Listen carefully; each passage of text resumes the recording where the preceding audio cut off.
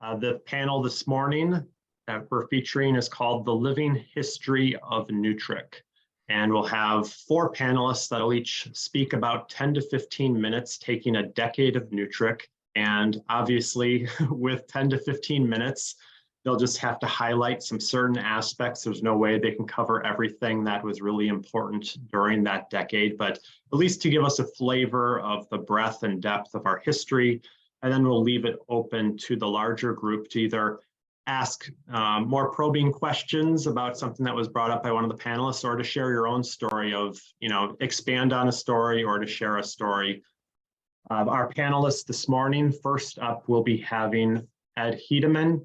And Ed will be taking the 1980s. Ed's first NWTRC conference was at the founding conference in Washington, D.C. in September of 1982. Next, we'll be having Robert Randall take the 1990s. And Robert's first conference, NWTRC conference, was the Atlanta conference in December of 1983. Though I know he was involved with his local group in sending a representative, I believe, to the first conference.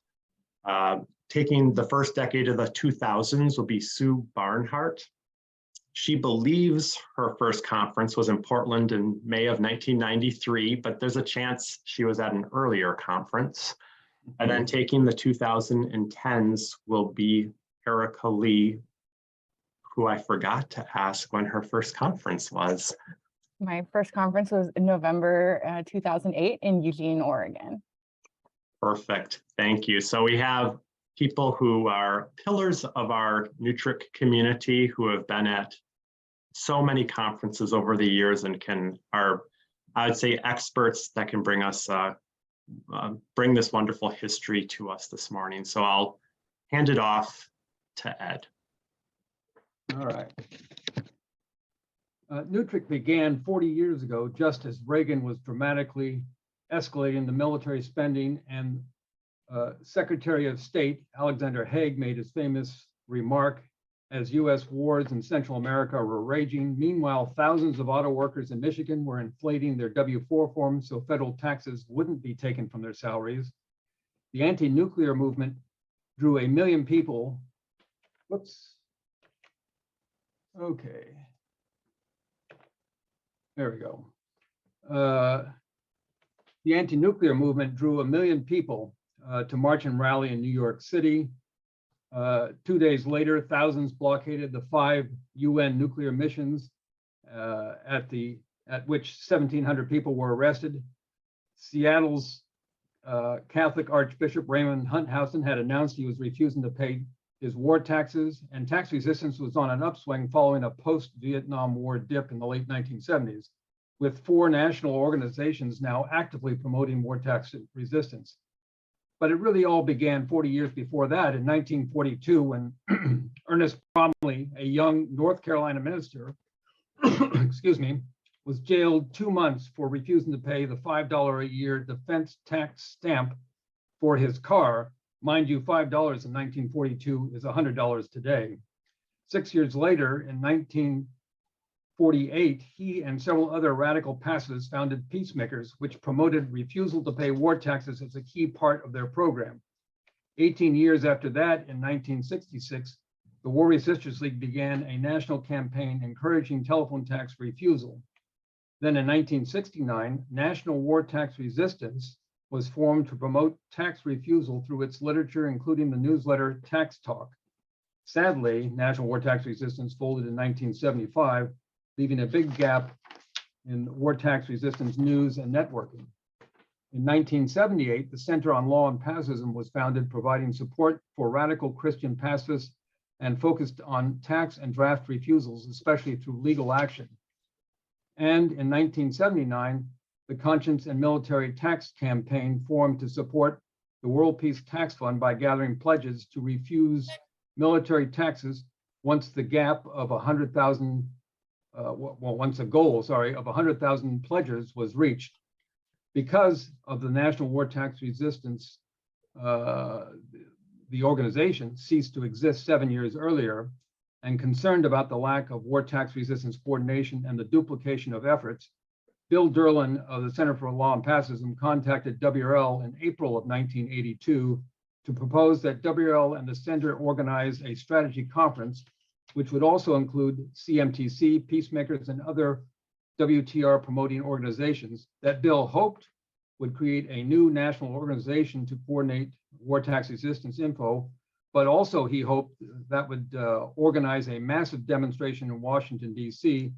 on tax day 1983, similar to what was about to happen 2 months later in New York City. The result was War Tax Resistance Action Conference held that September in Washington, D.C. The conference was attended by 55 very opinionated activists representing 10 national and 15 local and regional groups from 17 states with very sharply different philosophies and ideas for actions, as was reflected in the 19 proposals submitted in advance, such as whether to set up a whole new organization or just establish a clearinghouse and coordinating body only, whether to have a mass march in Washington, D.C. or encourage local actions in communities across the country, whether to promote tax resistance or only stick with legal methods, whether to promote token refusal or push for total resistance, whether or not to support the World Peace Tax Fund legislation. And then there were some quirky attention-getting proposals, such as a nude-in blockade at IRS buildings and a spank-in at the IRS. This later idea was inspired by a lurid front-page New York Post expose of an IRS agent who moonlighted as a movie producer in order to induce thousands of young women to audition for a non-existent film involving being spanked across his knees. There was also coordination and structure proposals, including the idea of holding an annual action conference, producing a networking directory of WTR groups and counselors, publishing a newsletter, creating a WTR advertising campaign, and taking a census of war tax resistors. And there were legal and educational proposals, such as filing a class action lawsuit, creating legal tax shelters, organizing WTR clinics, and producing a counselor's manual. In the end, it was decided to create a temporary committee, and that committee was called National War Tax Resistance Coordinating Committee. And this temporary committee would convene in St. Louis in November in order to develop and implement the approved proposals, which included coordinate and publicize April 1983 tax day actions in local and regional areas, but not a national action, organize the next action conference to be held in May 1983, investigate the possibility of a national clearinghouse to aid war tax resistors, and to decide on a name. That November St. Louis meeting, first idea was to, well, what do we call ourselves? And various ideas came up, but in the end, it was National War Tax Resistance Coordinating Committee chosen, despite the concern by some that it was too negative. The Cannon Dove logo, designed by Mary Lynn Sheets, with the wording, "If you work for peace, stop paying for war," was adopted. It was decided to produce a basic brochure for publicity purposes and media use, hold a media conference in New York City in early April, and issue a national press release listing the local actions across the country, set up a bank account appealing to alternative funds for starter cash, produce a training manual for counselors and lawyers, pull together a network list of contacts, counselors, and lawyers. Bill Derlin of the Center for Law and Pacifism and Kathy Levine of CMTC were chosen as unpaid coordinators, at least until the May 1983 conference. Along with display ads and a brochure promoting tax day, a press release was issued. This is listing over 100 actions in 33 states during the April 1st to 16th period in 1983. The media conference held on April 7th in New York City featured 5 speakers, including longtime war tax resistor Wally Nelson on the right, and Ohio farmer Ralph Dahl, who the previous year had famously attempted to pay his taxes to the IRS with a truckload of corn. IRS did not accept it. The conference resulted in considerable media attention across the country due to many locally generated articles and a national AP story. Meanwhile, Congress was being concerned with the rapid growth of deliberate defiance of tax laws. So in 1982, For the first time since the end of the war in Vietnam, the IRS escalated its attacks on resistors, including taking resistors to court or seizing property. One war tax resistor even had his house seized 3 times and his car once over a 4-year period. War tax resistors reacted vigorously and creatively with press releases, articles, counter auctions, among other demonstrations. The IRS also unleashed a new tactic, slapping a $500 frivolous penalty on anyone who altered their tax forms, such as writing war tax deduction or credit on tax returns, enclosing letters claiming exemption from taxes, or inflating their W-4 forms. That $500 frivolous fine is now $5,000, as most of you know. The first frivolous cases went to court in 1984. Carl Meyer countered by filing a frivolous return every single day of the year, amassing huge penalties and interest, which the IRS was unable to collect. Consequently, all of this generated a lot of publicity, including a USA Today, a couple of articles, or actually a couple of issues in USA Today featuring war tax resistance in early 1984. Just a few days apart. One issue devoted an entire editorial page to war tax resistance, featuring this alarming editorial cartoon. But to their credit, they did allow an op-ed piece by Colorado war tax resistor Donna Johnson, as well as quotes from and photos of war tax resistors.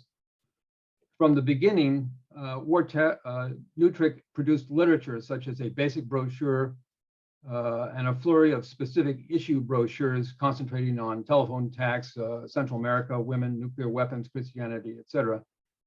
Most of this literature was written by individuals or special committees, not by the office, although Rick Bickhart can be credited with designing most of them. One exception was the 240-page WTR Manual for Counselors and Lawyers, which did involve a lot of staff time. In early 1983, there were, the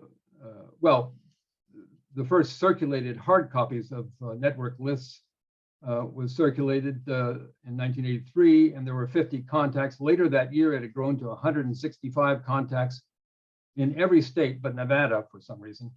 In 1985, there were 180 groups, 80 NWTRCC affiliates, 64 alternative funds, and by 1989, there were 269 contacts and 92 affiliates. NWTRCC's tax day press release in 1989 listed 144 actions in 88 cities. WL's first newsletter, Network News, was issued in 1984. The first issue and the last of 1980s was all about house seizures, including the home of Robert and Linda Randall, featured in this first Network News issue shown on the left. In 1985, NWTRCC also released a 20-minute slideshow called More Than a Paycheck, as well as a 29-minute video documentary titled Paying for Peace. In 1984, the War Resistors Aid produced its first annual pie chart flyer showing how taxes were spent, which NWTRCC has circulated every year. In 1990, WL also initiated the Alternative Revenue Service, which included an alternative 1040 form, also circulated by NWTRCC. In 1982, it was decided to have one annual action conference each May, and they're shown in red on this map, plus 2 coordinating committee meetings at other times of the year, shown in blue on this map. Here's a sampling of photos from the 1980s meetings in 6 cities, just ones I happen to be at and have decent photos of: San Francisco and New York, Houston, Los Angeles, St. Mary's, Georgia, blocking Kings Bay submarine-based tracks, and the especially scenic Montera Lighthouse in California.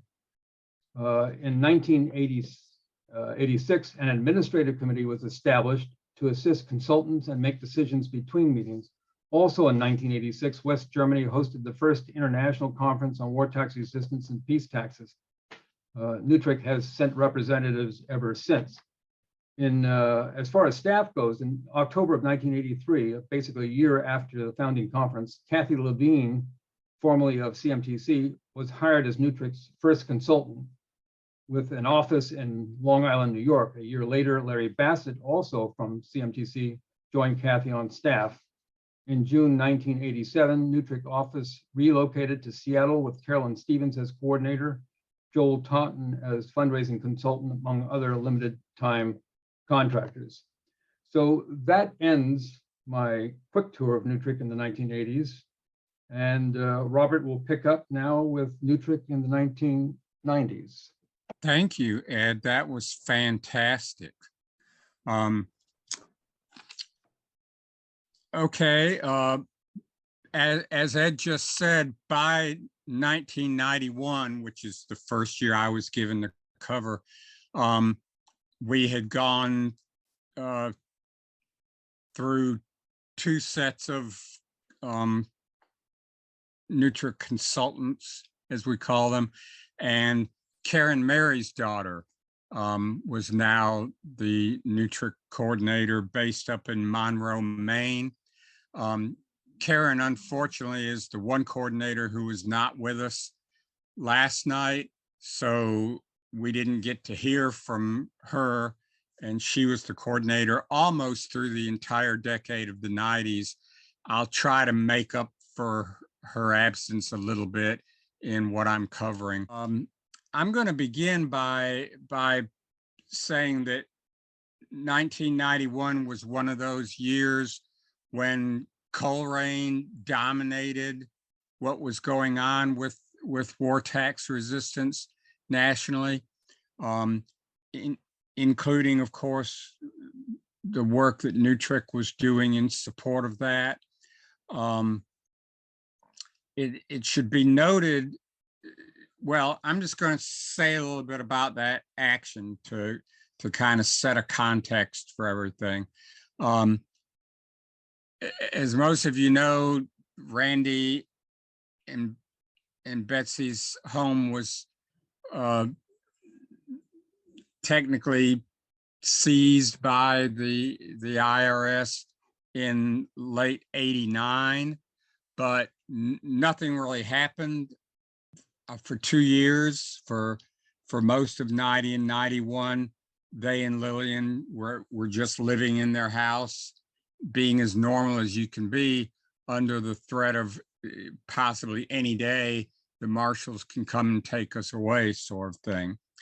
But their support community was being very, very active. And for those 2 years, the War Tax Refusers Support Committee was busy planning. They set up different committees to do things.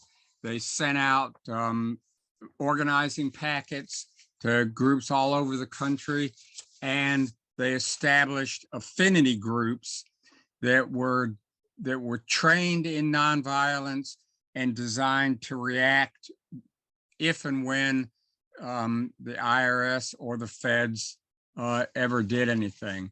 So all of that organizing and preparation was extremely important, and I thought extremely impressive to realize that at that point in time,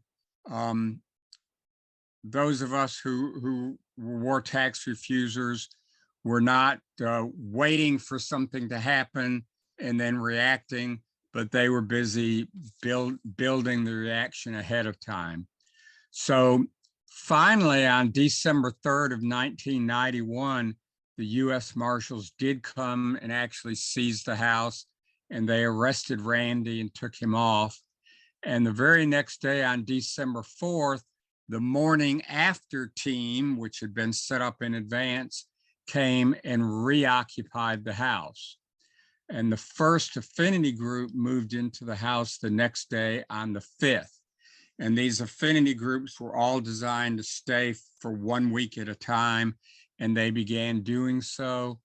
And they just kept it up, maintaining their presence in the house. I'm sorry, I have to read this. It was on February 12th of 1992 that that one of those affinity groups finally got arrested by the feds, and furniture was removed from the house. And on that same day, Danny Franklin actually bought the house from the IRS in something that resembled a house auction. But the affinity groups continued with the house occupation.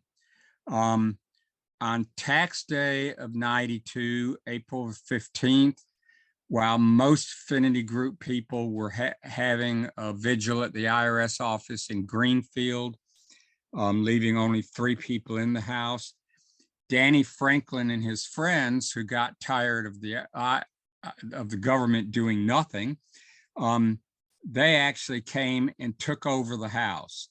They occupied it. They sealed it up, and wouldn't let any other affinity groups back in. The 3 people who were in the house with them finally, well, one left after 1 day and the others finally left after 5 days. And the affinity group vigil became an outdoor vigil. And those vigils continued.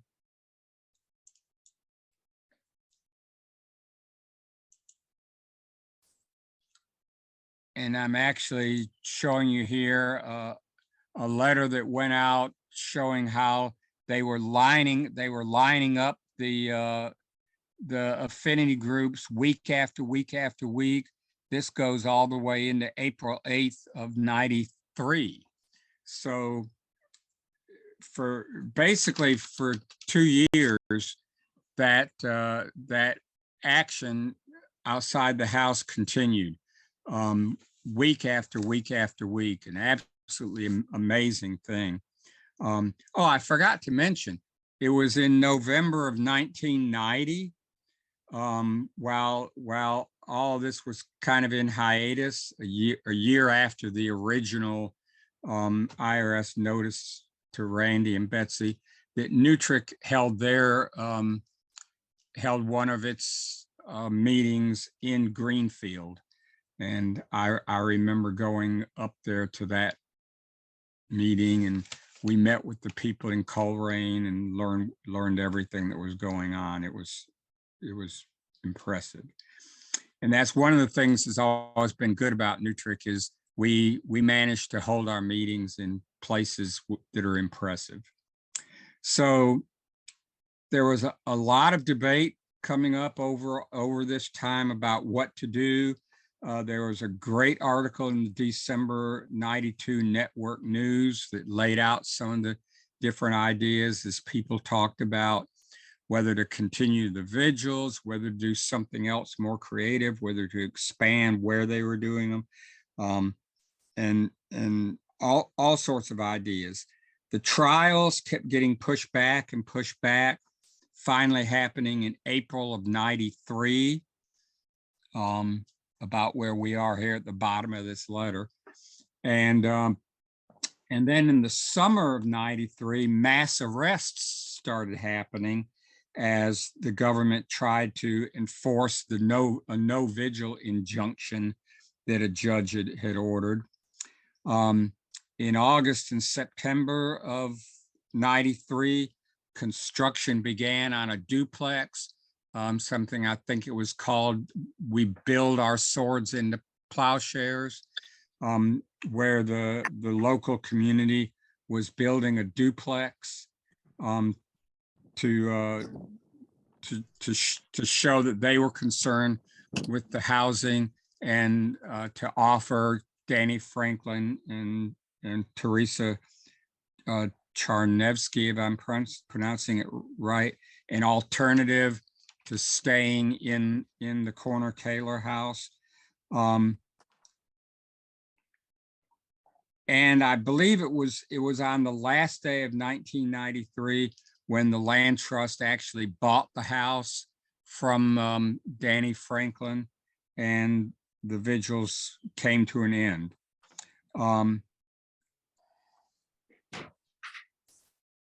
But that wasn't the end of it.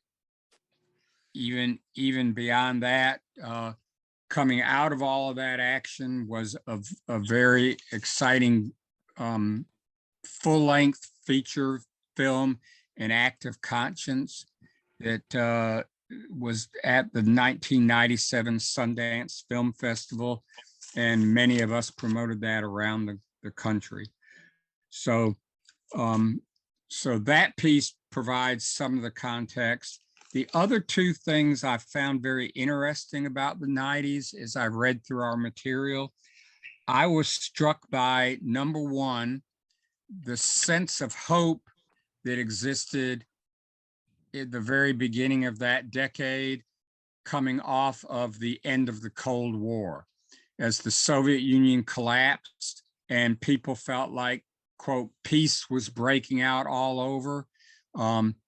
I know the nuclear train that so many of us were opposing all over the country, what had been the white train until they painted it different colors.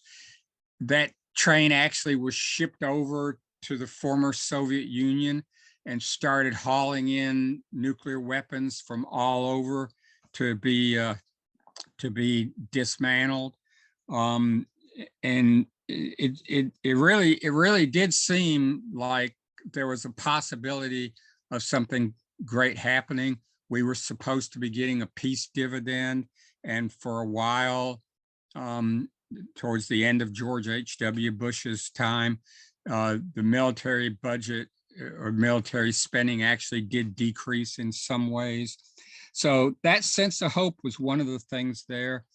And at the same time, I was reading in our materials a sense of despair at the Clinton election in '92. Bill Clinton got elected, and what happened then is the peace movement, in many ways, started disappearing, started falling apart. I remember when that happened, when Obama got elected. I remember that very strongly, but I had not so much remembered that was a reaction to Clinton.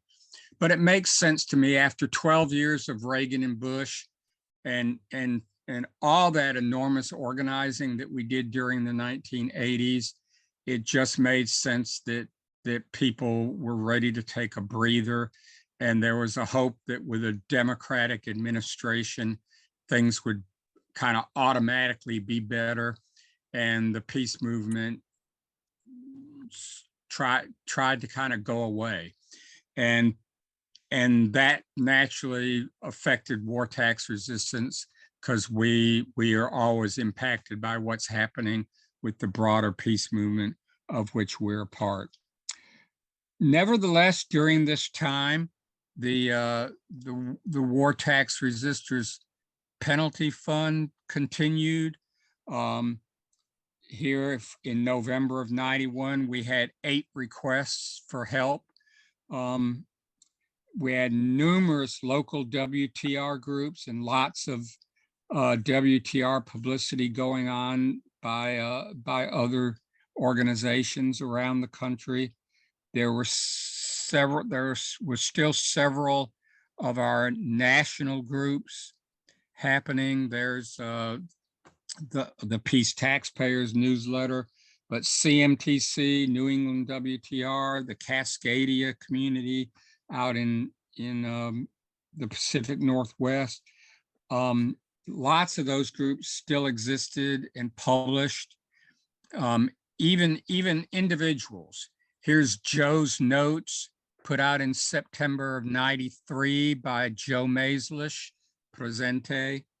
And so despite that feeling of demoralization at the post-Clinton election, as far as I could tell with war tax conversion, things kept going.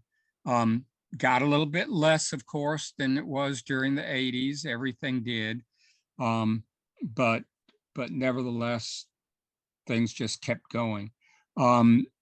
I think the the only ever congressional hearings on the Peace Tax Fund bill were held in 1992. There was a big probation case going on in St. Louis over Bill Ramsey, who actually in August of 93 was jailed for 30 days for refusing to pay his taxes as a condition of probation. And lots of local WTR group actions being reported in network news. WRL co-sponsored with CMTC in Newtrick, the Alternative Revenue Service. Here's the Peace Tax Return Form from 91. You saw earlier, Ed showed the one from 89, I believe it was. That went on for several years. Although WRL abandoned that after the 93 tax season. And Newtrick made a decision not to pick it up in that same form. The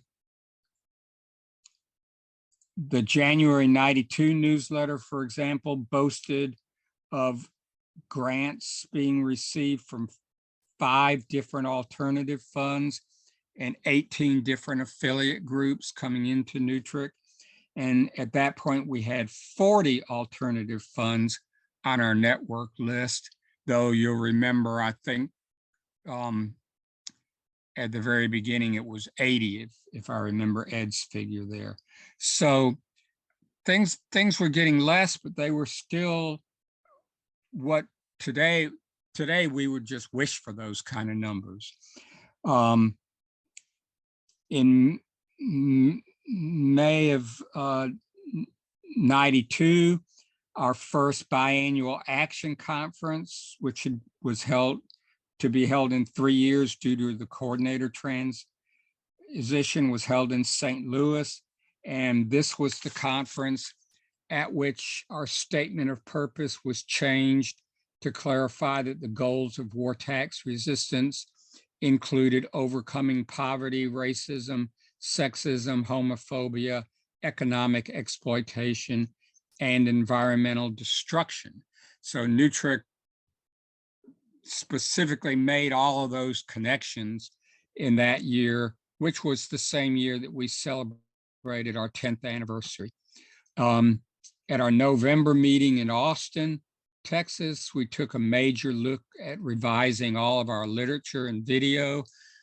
All those different pieces of literature that Ed showed us a little while ago. We basically said, we need to redo this.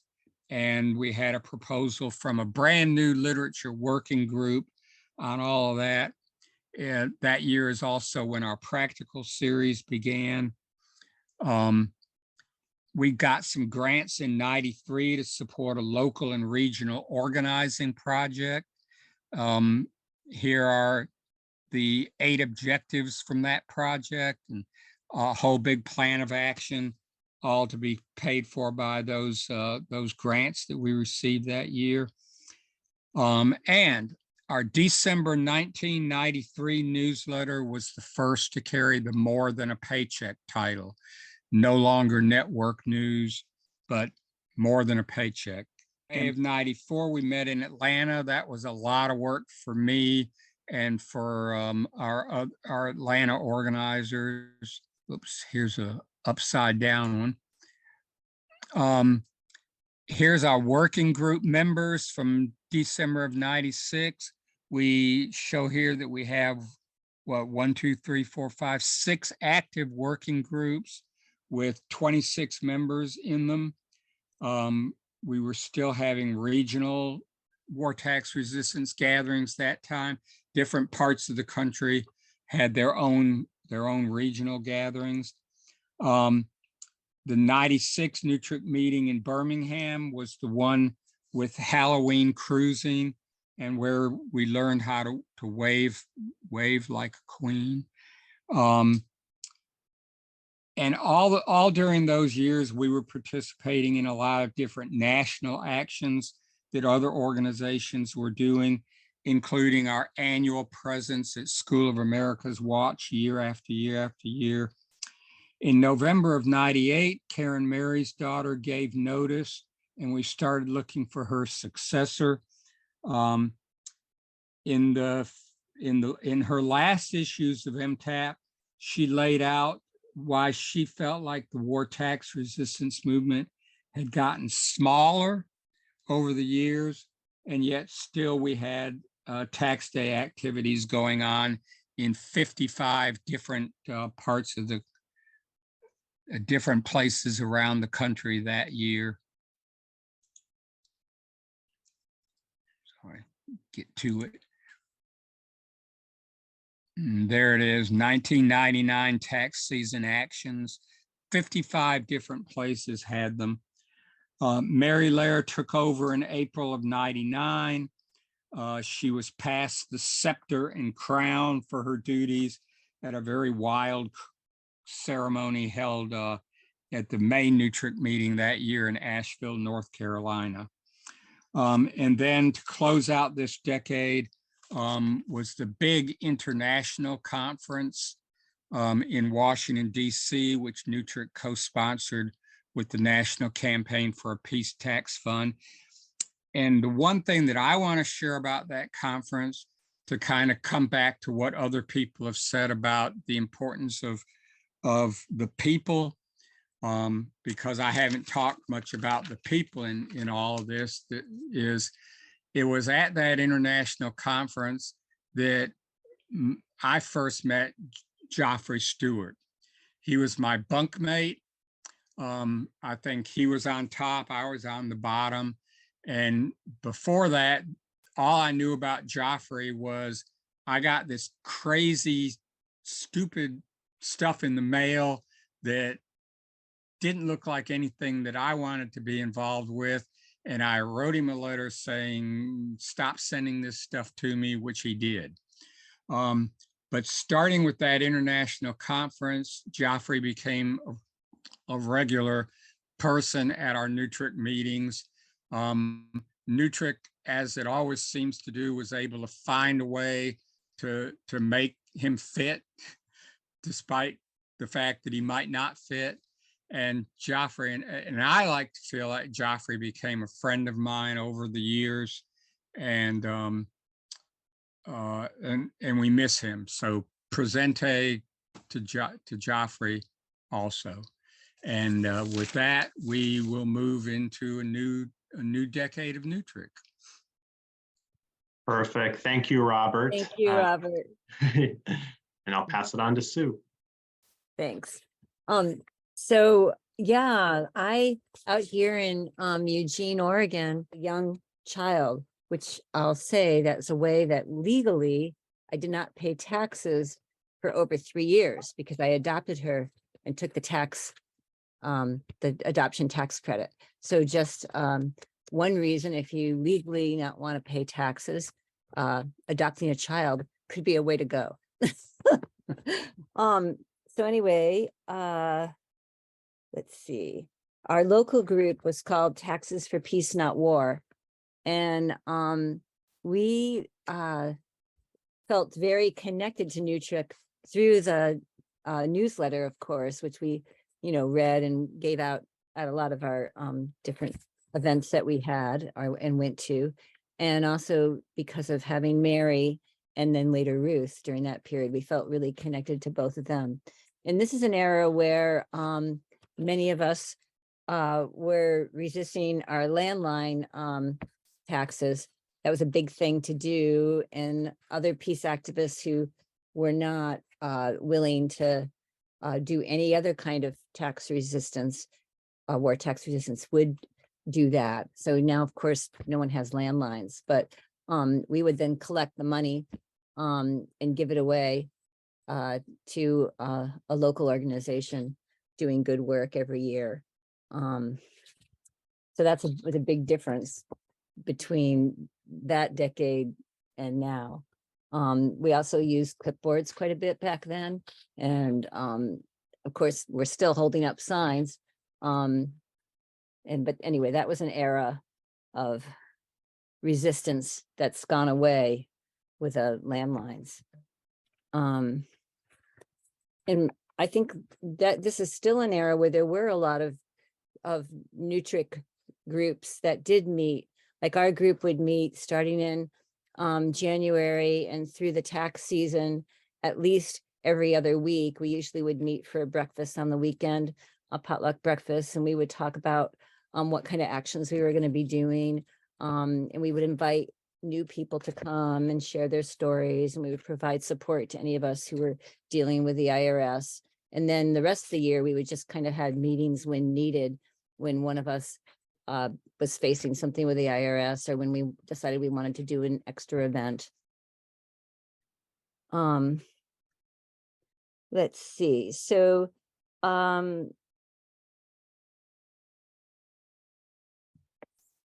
then I was just looking at some of the various meetings that did happen. And there was one in Voluntown, Connecticut in 2001. I wish I had gone to that one because that was really near where I used to live when I lived in Connecticut, but I didn't go to that one. Santa Rosa, California, 2003. I think I was at that one. And that is when then Ruth became our coordinator in 2003. In 2005, there was a big strategy conference in Brooklyn. Then in May of 2006, I was up there at the Seattle conference. I remember Linda Allens sang in the Seattle Labor Chorus. And at that point, Robert joined the coordinating committee. Robert's not sure whether or not he was at that meeting, but I don't remember that. And Lincoln, I think, was at that meeting, though I don't remember that. And he was rotating off being on the coordinating committee. In 2006, Julia Butterfly had a big article in More Than a Paycheck. And that was something that there's so many forest activists out in the Northwest, and many people sit in trees to try to save them. And so Julia Butterfly coming out as a war tax resistor was a big way that we could make a connection with climate activists and forest activists. Let's see. And, I wanted at this time to mention my good friend Peg Morton. When she moved to Eugene, she used to live in the Midwest. That's when she first became a war tax resistor. I know many of you know her. And then when she moved to Eugene, as soon as she got here through Mary, she got my phone number, and we met, and that was in 1980. 85, I think we met, or late 84. And so through the 80s and the 90s and into the 2000 and into the 2000 and on, we organized many things together. And I also want to mention Charles Gray, who some of you probably know. He was another war tax resistor. And Peg and Charles Presente are both gone now. And then, of course, at the beginning of this decade was the 9/11 event. So, it was unfortunate that at that time, after that happened, people all over the world were so supportive of the US. And unfortunately, the US went to war. And it's been a lot of war ever since. So that era that Robert talked about was over. And, some of my peace activist friends would joke about how, war is good for the economy of the activists who are trying to make a living as an activist.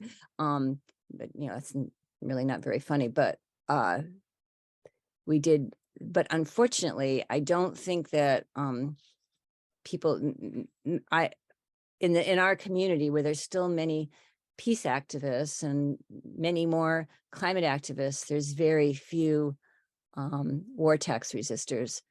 So unfortunately, we haven't been able to encourage more people to protest war in that way. And let's see. But we'll keep trying. Then in 2007, it was the 25th anniversary in Newton, Kansas, 40 people came to that. 2008, we had in November of 2008 in Eugene, we had 50 people come, and 40 people actually came to the business meeting.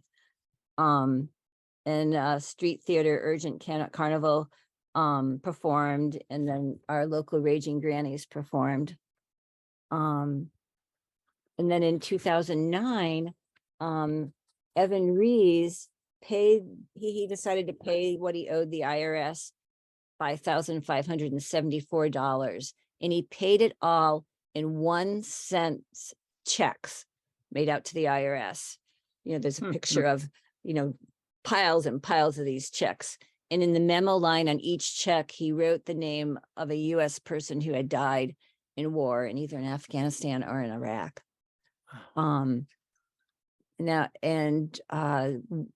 I remember us being really moved by that. And we started having a coffin at a lot of our demonstrations. And we had a local person who decided to pay back his money to the IRS because he wanted to help send his kid to college, and you know, and in order to be able to take advantage of some of the loans that are available, he had to settle up with the IRS. And we went to the IRS and presented the IRS with our coffin and took the check out. They took out the check. And also the Death and Taxes DVD, which we used a lot, that came out in 2010. Still really a good one. And then the foreclosure on war scarves. I wanted to get mine out to model it, but sorry, it's in the other room, but I still have mine, and those were available for 2010. And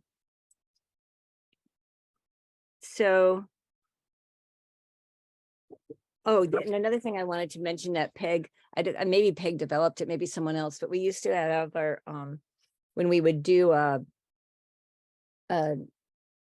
get together a group of people who were interested in war tax resistance, we would bring out a ladder, and Peg called that the ladder of resistance. And at the bottom rung might be paying your taxes, but writing a letter, or maybe writing a letter to the editor, or including a letter in with your taxes. Then another rung low on the line would be maybe resisting your landline. Though, of course, that's very challenging because as those of you, probably some of you remember, then you'd get these threatening letters saying they're going to cut off your telephone because you didn't pay it. Then you have to write them a letter back explaining, I did pay my bill, I just didn't pay for the tax part, and you know, on and on. So some people would get sick of doing that. And then just moving up the ladder of beginning to resist some of your taxes, or working, or maybe working below the taxable income, or just working under the table.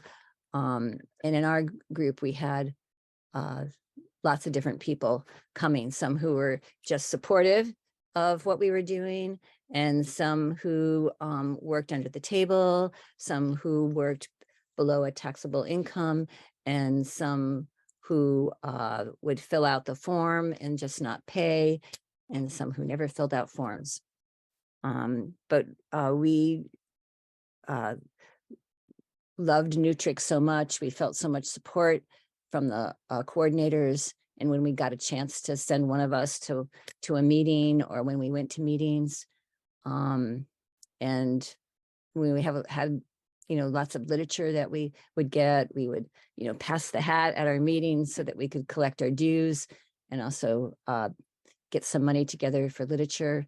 I still have a pile of literature in a big, huge crate here in our bedroom, which unfortunately we don't use that much since there are so few events now, but hopefully that will change. And now I'll pass it on to Erica. Yeah, so I will be talking about the sort of most recent decade of NWTRC's history. And yeah, as I mentioned in introductions, I first came to a Newtrick meeting in November 2008 at the Eugene meeting. Yeah,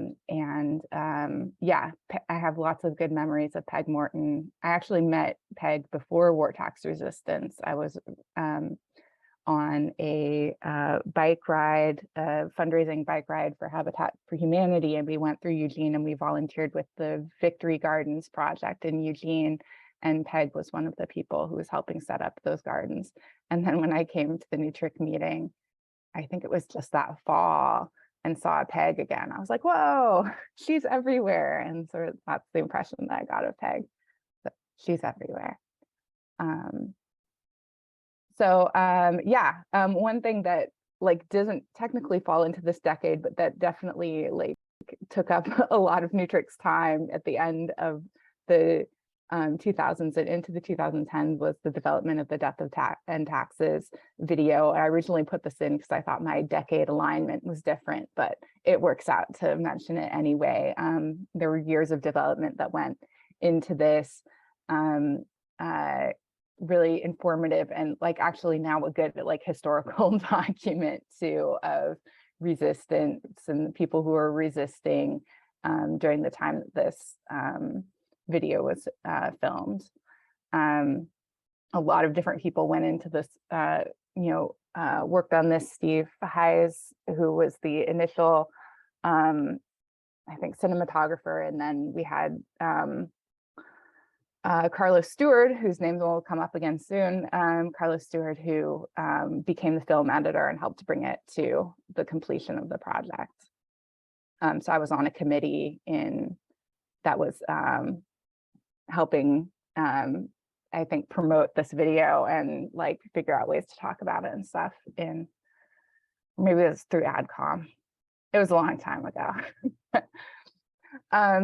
So I'm going to kind of talk about things sort of grouped into sort of like thematic sections. So it's not going to really go in a like strictly chronological way, but more sort of thematically, because that's how I think about different parts of our work. So here's a list of all the conferences that occurred during this decade. Just a lot of good memories there.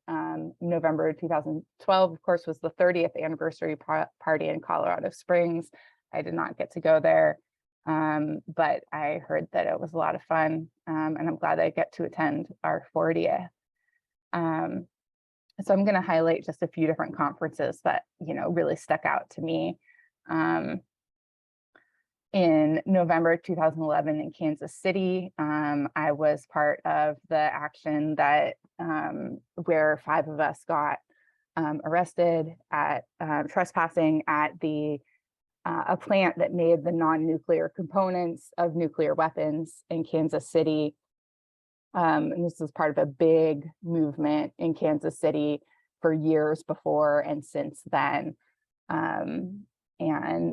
That was actually the first and only time that I've been arrested.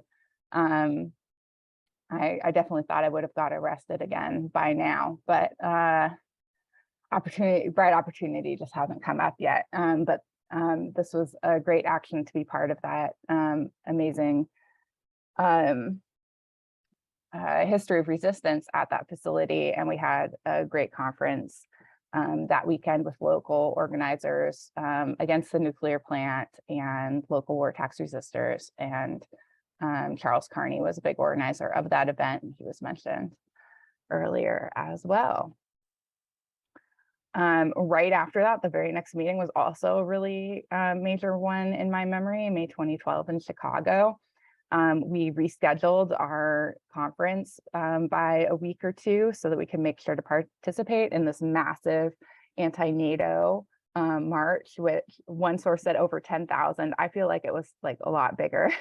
It was a huge march to me. And so there was a lot of stuff going on in Chicago that weekend.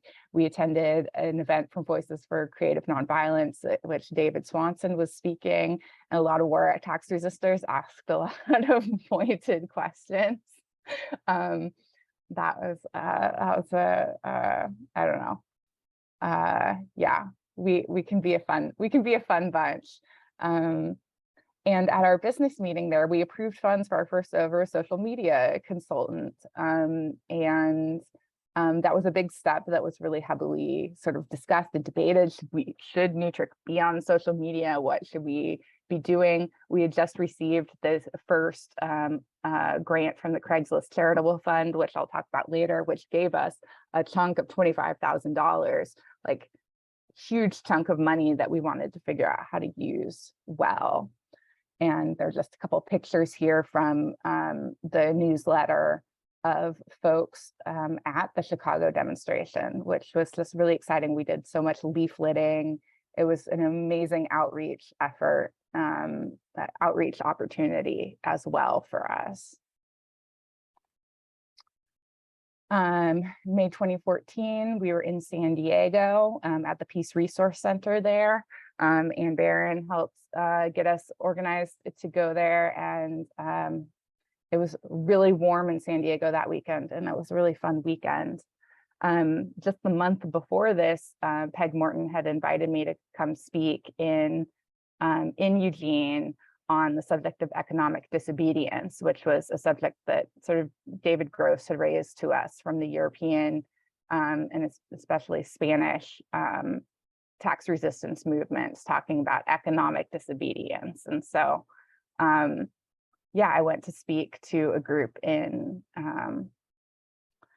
Eugene, and it was a really great evening. Lots of different activists there from lots of different groups. I guess to kind of also put in right before this, so Nutric had approved the money for the social media coordinator in May 2012, and there was a person who we had brought on to do social media for a little while initially, and that didn't work out. And so I became Nutric's social media consultant in April 2013, right before tax day, which was a real just being thrown in, like to figure out how to do tax day on Twitter and Facebook. And of course, nobody had ever done that for us before. So it was a real learning curve. And also became a subject of many meetings and over the years, how do we integrate social media into the outreach work that we're doing? May 2015 in Milwaukee, also a great conference. We had a great panel discussion here with a couple of panelists who I meant to look up their names and have actually forgotten. I think on the left is George Martin. And I forget the name of the person in the middle, but really great panel, and enjoyed the sort of discussion and bringing in the issues of the local community, which I think is something that Nutric has tried to do a lot with our conferences, is to like get to know local issues and integrate between different issues adjacent to war tax resistance has been a real theme of the decade. In May 2017, we met in St. Louis, and I especially wanted to pick this photo because it was one of the few group photos that included our field organizer, Sam Kaplinka-Lair, who was with us for just over a year, and she was just an amazing force of an activist. And yeah, I really appreciated her and what she brought to Nutric. And our last in-person conference for the last 3 years was November 2019 in Corvallis, focusing around climate change, environmental justice. And that was a big, energetic conference. Lots of local folks from Corvallis and Eugene, and lots of really great discussions. And I think it was one of our more successful conferences in like bringing in local folks and like, I think, bringing folks into the movement. So much appreciation to Bill Glassmeyer and other local organizers who helped make that one happen. And now here we are online. I want to talk about the major WTR court cases of the decade, which also all of the ones that I could remember and find out about occurred during the first 3 years. The IRS has been less and less busy. Carlos Stewart, who we've found as our film editor for Death and Taxes, sort of unbeknownst to us when we got him as film editor, he was also a war tax resistor involved in a war tax resistance case. And so he was convicted of false filing, failure to file, and served time in prison and in a halfway house. I mentioned here just a couple of NWTRC newsletters that speak more, have more about his case, but he was in prison for a while, and there was lots of folks writing him letters and supporting him. This is a picture of him speaking at the 30th anniversary conference about his experience in prison and about war tax resistance. Also in 2010, so at the same time we had two pretty big court cases in 2010, Frank Donnelly was sentenced to 1 year and a day in prison for underreporting income. He served 4 months in prison and about 6 months in halfway house. Both of these resistors had sort of like done things in a way that we don't usually count. Well, their cases were kind of tricky because they weren't necessarily like relying on war tax resistance counseling. So they were doing things in a particular way that exposed them to more risk. And of course, everyone gets to choose what level of risk is acceptable to them. But we didn't know about their cases and didn't have much connection to them until it was already underway. But higher profile cases definitely. And NWTRC was there supporting them and writing about what they were doing. Higher profile was Cindy Sheehan's case, and she had just received an order to show cause from the Justice Department and was ordered to appear in court in 2011 and was being asked to divulge the nature of her assets. And she used the Fifth Amendment in court and also took the Fifth to most questions in a subsequent meeting with the IRS. And she was supposed to go back to court, but the government just dropped her case. She didn't hear from them for months, and the government dropped her case in February 2013, somewhat inexplicably, as far as I understand. But yeah, her public profile did bring attention to her case early on. There's several articles written about it, because of her profile as a, more prominent anti-war activist. And this is a picture of her speaking to, I think it was a conference in Asheville, but it could have been the New England war tax resistors. I have already forgotten, regretfully, but I got this picture out of a NWTRC document, so somebody could find it again. And there was also Joseph Olechek, who was a longtime resistor, who was convicted of failure to file, and he was sentenced sort of unusually to weekends in jail, as well as back taxes and community service. And as a result of this conviction, he also lost his chiropractic license, and he wrote about a very persistent struggle to try to get that back in the NWTRC newsletter.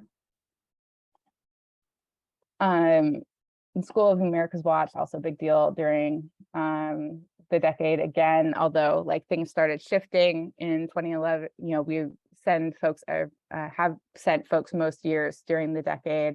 In 2016, they shifted to the border to tie things in more with border issues.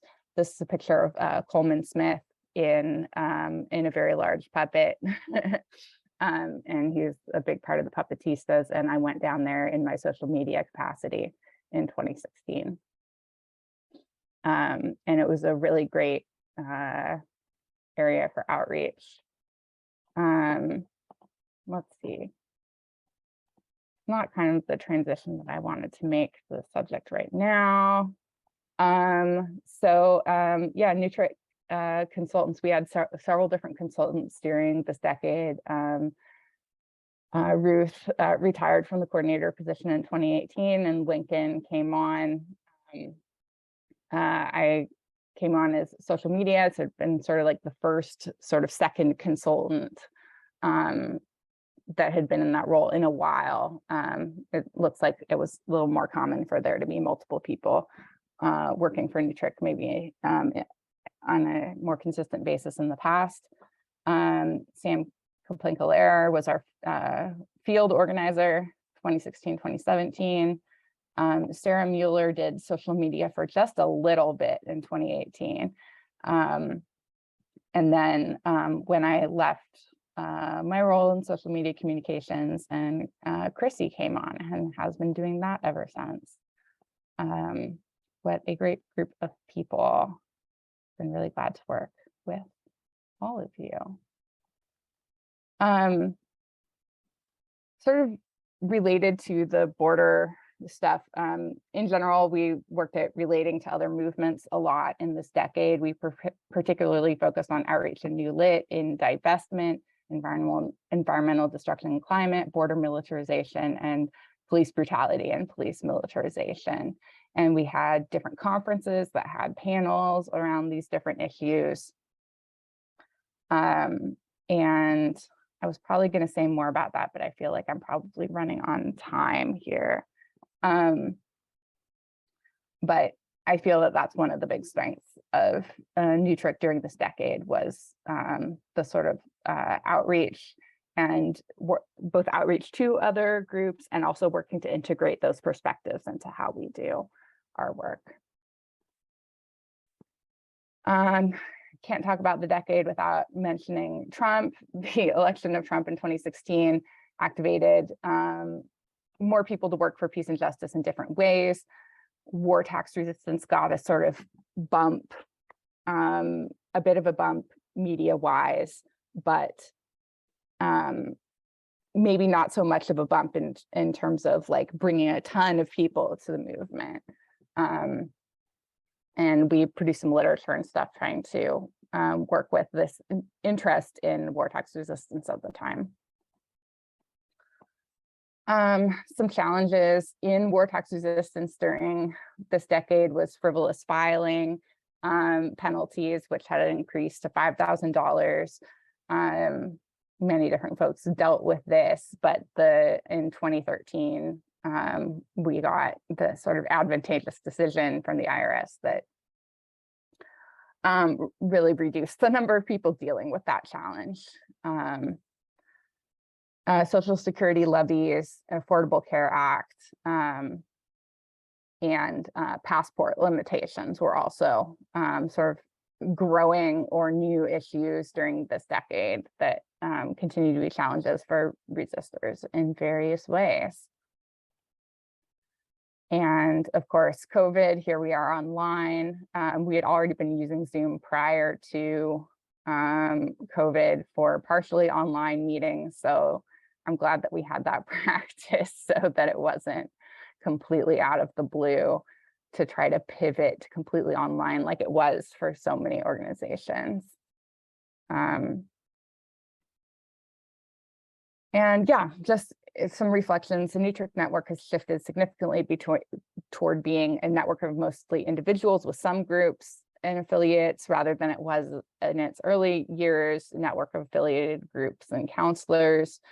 And it's like hard to build or revitalize groups despite strong and repeated efforts of many people in our network with support from the money we got from the Craigslist Charitable Fund.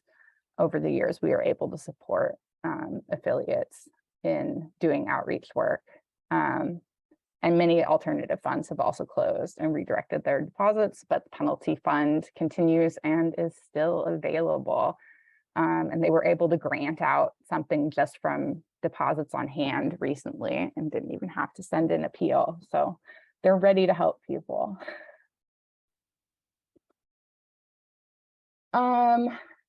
Yeah,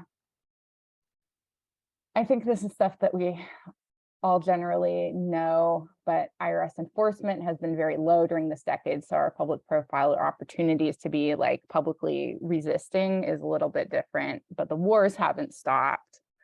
At the same time, we've had more financial stability as an organization due to those Craigslist charitable fund grants that we received for several years and are no longer receiving, but we still have the benefit of a lot of that saved money. And in addition to donations and bequests that are helping us stay afloat. Despite that, you know, sort of difficult or shifting terrain, I think that the work that we're doing continues to be valuable, even if it's not at the same profile that it once was. The work that we're doing is incredibly valuable to existing war tax resistors and all who consider it. So, yeah, it was a good decade, and I look forward to seeing hopefully some of y'all in person in the coming years of this decade. Thanks so much. We have plenty of time for questions, and so yeah, if you're able to use the raise your hand function, it makes it easier for me to check out who is doing that. But who is requesting to comment, share a story, ask something of one of our speakers? All right, I see a hand raised by Ruth Ben. Somebody's got to say something, right? Yeah, actually, I was thinking somebody had mentioned in the chat about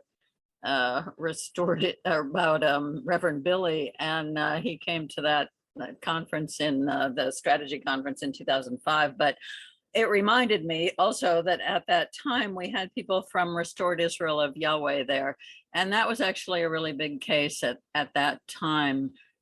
Those people came from this Christian community that had been resistor since World War II. Actually, their founder was a CO resistor in World War II. So the IRS came down on them about employment issues in particular, and Peter worked with them. Peter was a lawyer for them on that case for a few years, but I just wanted to raise them up. I don't think they totally appreciated Reverend Billy, so it was kind of a mix of response to Reverend Billy at the time. Although my image of it really is when he finished, Juanita Nelson running down to the aisle to speak with Reverend Billy afterwards. And he and the choir did go up to New England a few times, up to Woolman Hill to be with them. But anyway, I really wanted to mention Restored Israel because it was a major case, and it's also in our newsletters, of course. And those people did spend, a year or more in jail. They were more than a year, I think, two of them. So they hadn't been connected to us much before, but they did then get in touch with us when the IRS came down on them. So and we've lost touch with them now. I think the community actually broke up, but it was really important at that time. And just one other quick thing was the war tax boycott, which I had forgotten about it, but there was another Birmingham meeting, Birmingham, Alabama in 2008, and Bill Ramsey had really organized a press conference at that time about the boycott, which we ran for a couple of years, and we got pretty good response. But we also collected, people made donations to two specific projects. One was, I think it was Hurricane Katrina restoration, a group that was working down there. And the other one was to people working with victims in Iraq. And that was pretty important. We did pretty well at collecting money at that time. And it was great to do this unified project of redirection. So those two things just came to mind as I was listening. Sure. Thank you, Ruth. Next, we have Larry Bassett. So, I've had a couple of pretty major events in my war tax resistance history.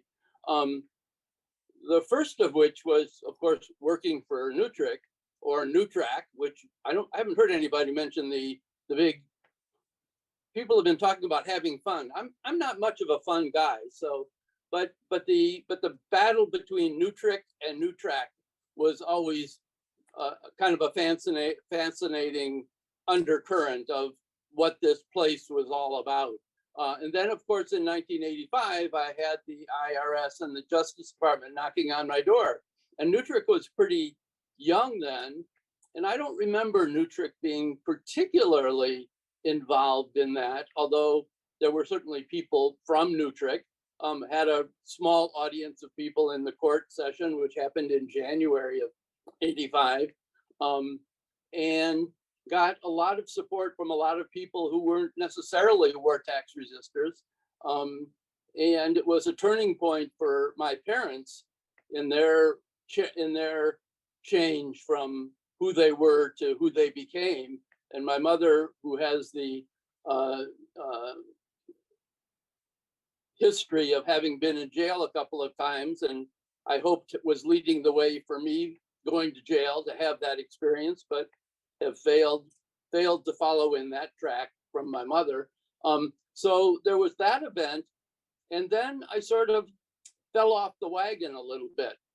But then in 2016, again with my parents, my father died, and I inherited $1 million, which was a pretty substantial amount of money at the time. A lot of it I was directed to give away to other people that he wanted to share it with. But basically, I was, because it was annuities, and everybody thinks when you inherit money, you don't have income tax involvement, but the money that he left me was in annuities, and that meant it was taxable at the point that I withdrew it. And so even though I gave the money away, when I took the money out of the funds, it became taxable. So I ended up being liable for about $250,000, which has now become $300,000 to the IRS, and have had a lot of experiences as a result of that.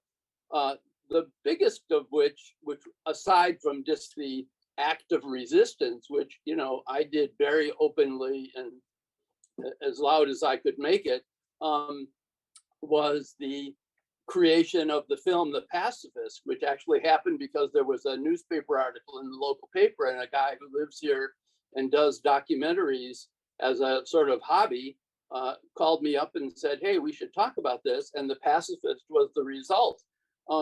We tried to raise money to make the film, but it ended up being pretty totally financed. I asked people, I thought because of my art collection experiences, that I had a couple of pretty major resources who would support me if I asked them for some money to help make this film. And those were the artists and people in the art community locally, and also people in the war tax resistance movement. I ended up, so I appealed to those groups in a variety of ways and ended up getting a total of $25 in donations from one local artist and no support from the war tax resistance movement. And so in some ways, I'm kind of asking for some feedback, because it's always been sort of a mystery to me where The Pacifist fits into the Newtrick effort and the war tax resistance movement. It's a very personal film, which is different from many of the things that Newtrick does. And I always thought that the fact that it was personalized made it less politically correct. So I don't know. I think that at one of the meetings, the film was actually showed. People who see the film always say nice things about it, but of course people don't tend to say unnice things. So I've never gotten any what I would consider constructive criticism. The film was on Amazon for free for a couple of years. It's still on Amazon. Now I think that you have to pay $10 to buy the film. And I had lots of hopes and dreams. Of course, we all dream. And, you know, there was the conversation about social media and how it came into being, and how Newtrick kind of got dragged a little bit kicking and screaming into social media because we were too I don't know what to think that we ought to do that. Obviously, we've changed. And of course, that changes because of personalities and lots of different things. And certainly the fact that we now have these meetings, you know, is a big event. So I feel I've always been a pretty isolated war tax resistor. The first time I found out there were war tax resistors was a long, long time ago when I lived in Ann Arbor. And I thought, oh, hey, I'll go to the post office on tax day and pass out leaflets. And lo and behold, there were some other people there. And I didn't know them. They were people who were in part of the Friends meeting and included probably David Bassett, who started the World Peace Tax Fund way back then. But I had this, I was so isolated that I thought I had dreamed up this idea of not paying your taxes. And so I was delighted to find that other people were doing it. And it's led me in a lot of different directions. So anyway, I appreciate, I would love to hear what people think about the pacifist.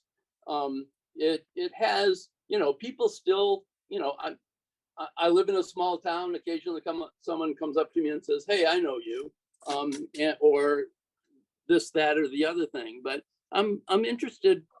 I have no idea what the war tax resistance movement as a body thinks about what I've tried to do. And I'd like people to say, hey, Larry, you're a bit of an oddball, but we don't talk. We don't talk about you to your face. All right. Thanks, Larry. I mean, I will say, I know I've said this to you previously. You know, anytime I'm talking to someone new who has exaggerated fears of the IRS, I always bring up your film and recommend it to them. So, but anyways, thank you for your comments, and I will pass it on to Joshua. Well, I was just going to bring up the topic of Ukraine, which I'm hoping will kind of spill over into, you know, and I'm sure in the conversations and later today. And but I have just been astounded at the level of propaganda and the impact.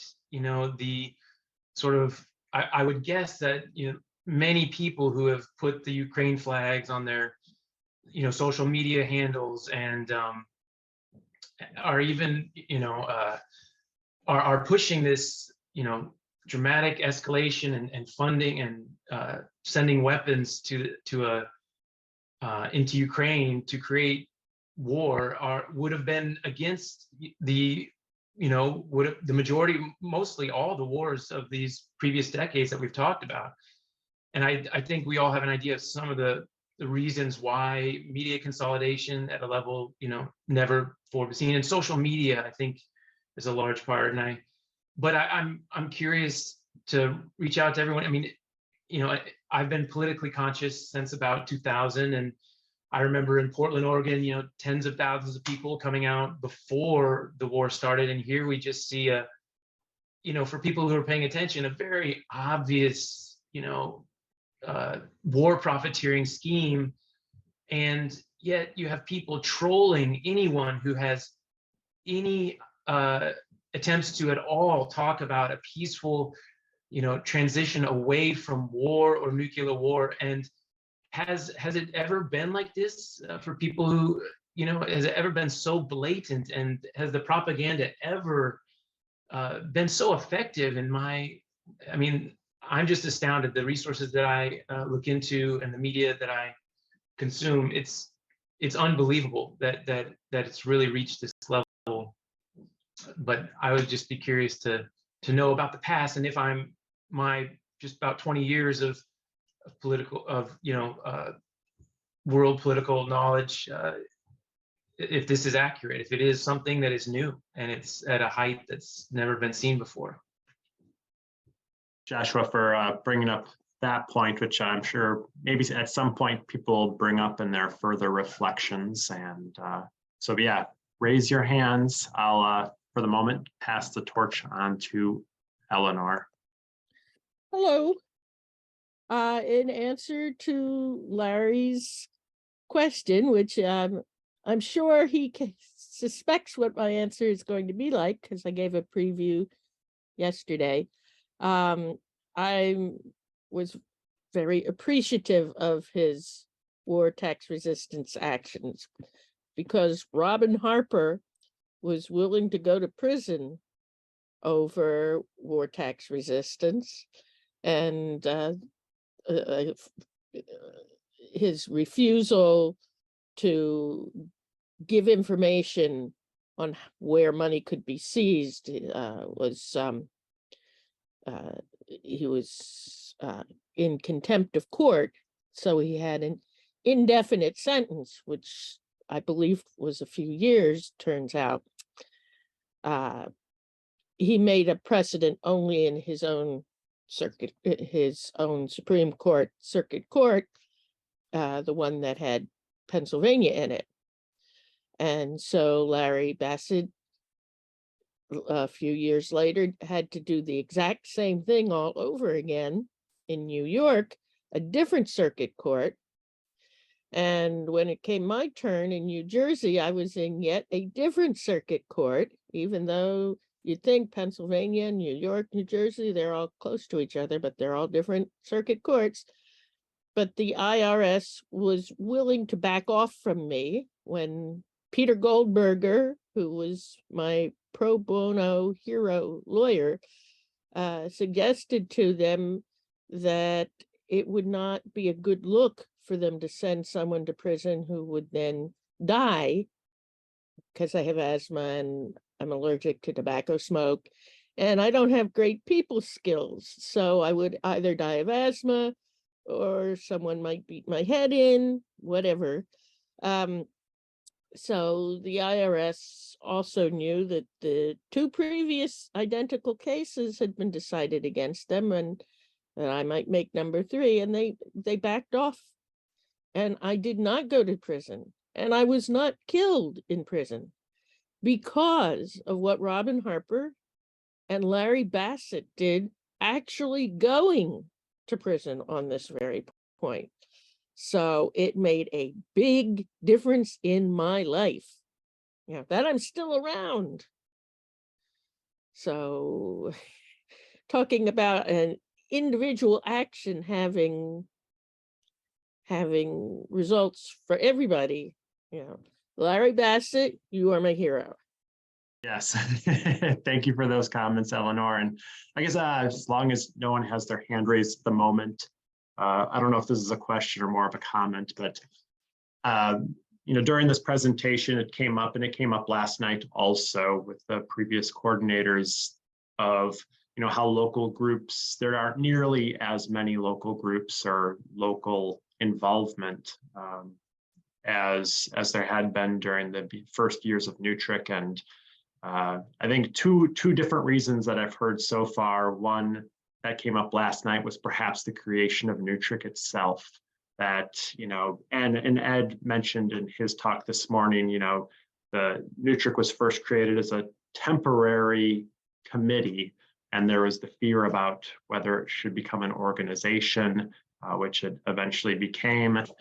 And, I think maybe that could play part of a role. And during Robert's discussion, he brought up the first Democratic president during the existence of NWTRC, and then also the next decade with Obama, and how this probably also played a role. And I can see that. I think probably that my own guess for the years I've been around is probably Clinton played a bigger role than the creation of NWTRC itself. But I think maybe a larger factor than perhaps both is the creation of the internet.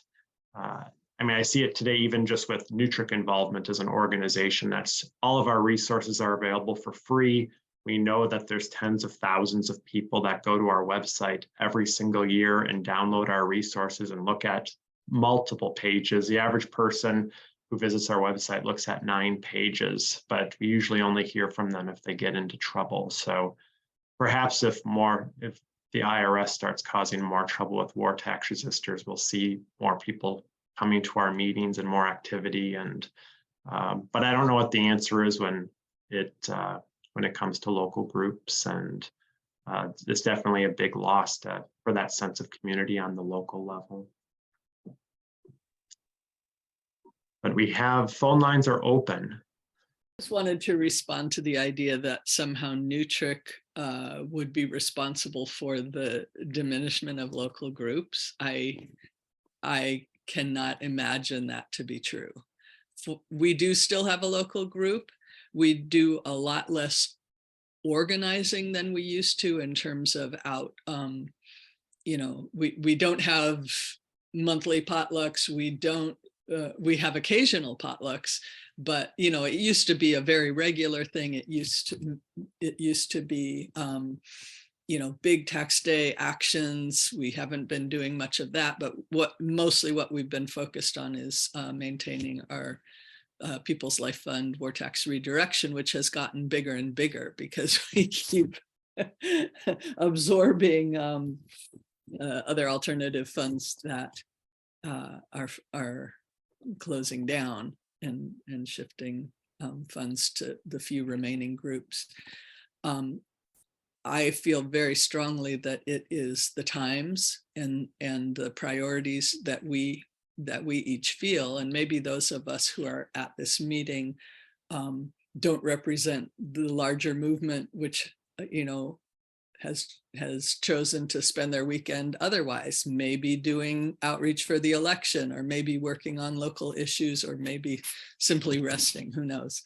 But I would make a big pitch for NWTRC in terms of our local group. I know that my participation with local war tax resistance would, I can't say I wouldn't be doing it, but I wouldn't be doing it with the kind of enthusiasm and confidence that I have if it weren't for NWTRC, because a lot of the work that we used to do locally is now being done nationally. So I know that if I get a call from someone who wants to start war tax resistance, that there are resources that we wouldn't be providing locally at this point. So I'm very grateful to NWTRC, and don't want anybody to think that it has diminished the movement at all. I would say the opposite. And I'm done. I pass it to the other Susan. Hi.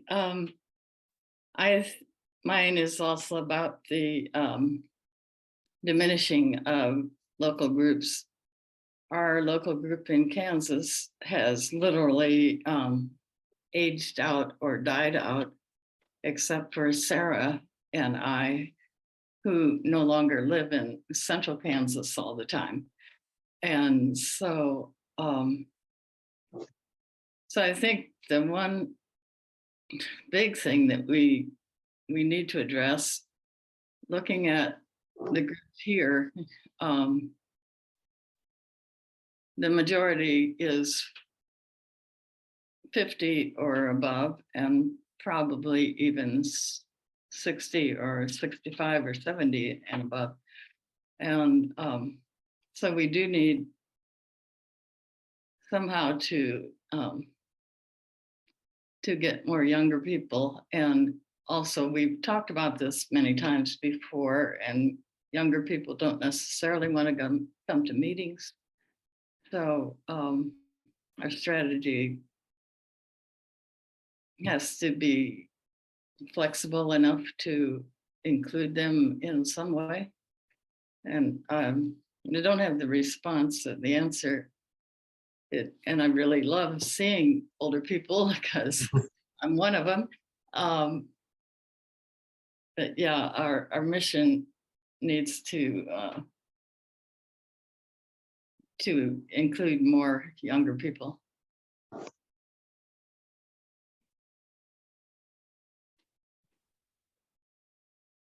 Thank you, Susan. I'll pass it on to Anne, and we're reaching the end. So if there's one or possibly two more comments, raise your hand, or if you can't figure that out, how to do that, maybe just put raise hand in the chat, and I can find that more easily. All right, Anne. So I want to just reiterate too that NWTRC's been a big support for whatever work we're doing here in San Diego. If we didn't have NWTRC, there'd be very little work being done on war tax resistance in San Diego. So big shout out to you all for supporting that. And that being said, to bring in younger folks, and that's something we talk about at the PRC all the time, is how do you bring in younger folks? And we've decided we have got to go to their meetings, because if they're not coming to our meetings, it's because they are having their meetings, and their meetings are huge and diverse. And some kind of my job at the PRC is to go to as many meetings as I can and just be a persistent presence. And you know, that adds to the larger intergroup conversations that need to happen, because we all need to be talking to one another and not fighting with one another. In San Diego, we have a lot of intervention by external law enforcement. And I want to add the Border Patrol to that, and the FBI and the CIA and stuff like that. There are these forces, right, that are working very hard to separate us. So the question is, how do we unite? How do we work together? How do we collaborate? And so we just came up with a solution that seems to work for us, which is we go to lots of other people's meetings, and we're not the seniors in the room, right? We're not the elders in the room. We are, you know, we're, I guess, equal in the room. So I just wanted to throw out that suggestion. And we are always looking for ways to be more part of the current, what's the word I want? The current culture. Because this is like an age-old question. Why do groups die out? And then you have certain groups that don't die out. Like the ACLU started like with 6 people, and it's going strong now. So yeah, this is a hard task. And I also want to say the IRS has done a superb job of terrifying people, right, since we were kids. So yeah, I think we're doing actually pretty darn good for the situation we're in right now. And I think if we could be more on top of what's happening with Ukraine and US intervention in other countries, that might wake people up a little bit more. All right, thank you, Anne. I will pass it on to Mike. Can you hear me? Yes. Okay, I'm still here. I'm sorry, I was having laptop problems, but I'm still here. One of the ways that we can work more closely with other groups is to raise the issue of war tax resistance all year around. There are many people who only relate to war tax resistance around tax time, around April. And they often say, well, what are you talking about that now for? It's July or August. But I always raise the issue of war tax resistance all year round, wherever I go, to every protest. You know, when we hand out leaflets, you know, at the end of the leaflets, we usually have a section that says what you can do, make this phone call, write this letter. And there should always be something that says, you know, consider war tax resistance, find out about it. It's an issue that we should be publicizing all year round at all the actions we go to. It's a form of nonviolent direct action, and it's a form of non-cooperation, and it's that type of direct action that we should be encouraging all year round. So no matter where we go to all these protests, April, May, June, July, August, all year round, we should be emphasizing war tax resistance as a form of non-cooperation. Thank you, Mike. We haven't heard yet from Mary this morning, so I'll call on Mary next. Thank you. I just want to say, for me personally, COVID has put a huge, I just want to state the obvious, that COVID has just, I mean, I've been staying home for 2 years. I mean, not literally, but I haven't been an activist involved in groups for 2 years due to COVID. And it's probably true for a lot of other people.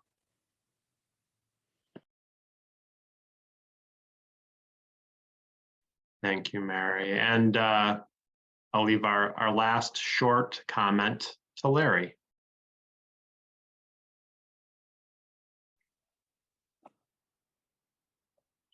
I'll see if I can do short. I wanted to comment on Ukraine because I think it is, in my experience, a little bit unique.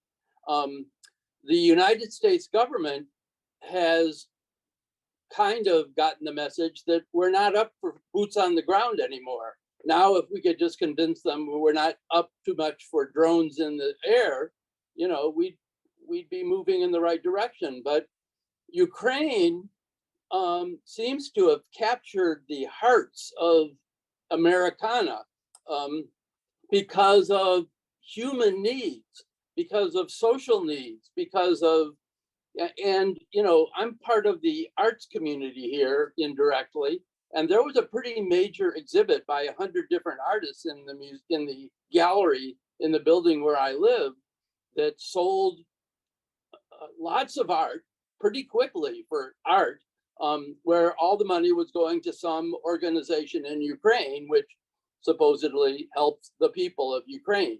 I guess the people in Russia don't need help, but you know, we're helping the people in Ukraine. And I felt really awkward because the support for Ukraine is so valuable. And I keep saying, well, as a pacifist, I don't think it's up to me to choose sides. You know, I don't think there are good guys and bad guys. And the United States, of course, is always involved in a war, either directly or as a proxy. So, but being opposed to the war in Ukraine has been difficult because people think we're doing good things by trying to help the people of Ukraine. And it's amazing to me how many people seem to reference the fact that they have friends or relatives in Ukraine. I don't remember that happening with Vietnam, for example, as the beginning war or other wars. You know, we didn't have family people, you know, and friends in Afghanistan, and we didn't have, and so, you know, I think Ukraine is unique, but you know, it's maybe even more scary because it's so much a proxy kind of a situation. And what do we do about that? So we oppose all war. It seems like a pretty safe position. It would be nice if we didn't have to have a war always to show how we oppose war.